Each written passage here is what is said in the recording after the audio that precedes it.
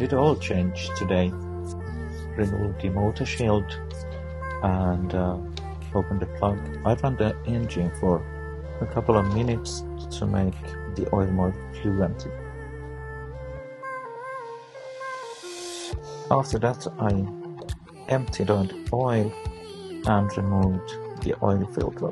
It's not common that you have a nut for a wrench, but this one had it. When you attach the new filter, it could put some oil on the gasket. I added 1550 oil, reattached the motor shield, and I was ready for a drive.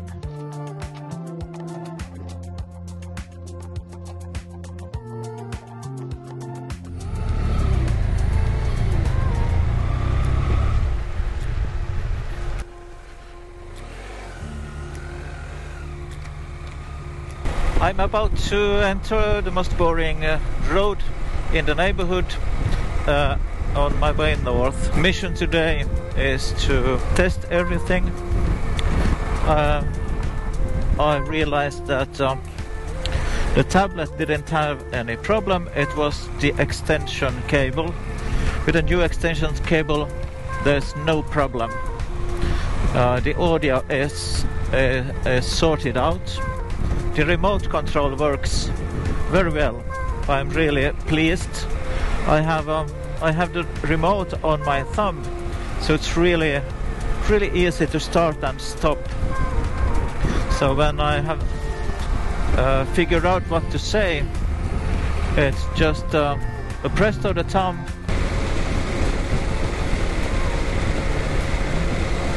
I'll make it clear.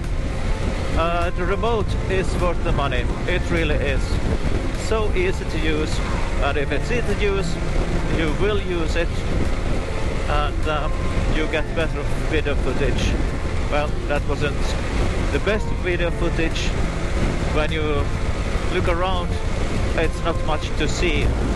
Snow is melting, it's pretty cold, but sun is shining, and well, everything seems to work fine.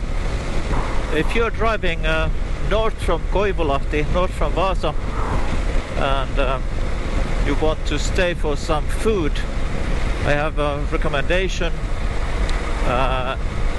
It's about 20 kilometers north from Vaasa, called Tesse's Cafe. As you can see, there's a lot of cars. Change the battery to my 9. I use the Enduro, which lasts longer than a normal one, but I really should find a better battery for my Max.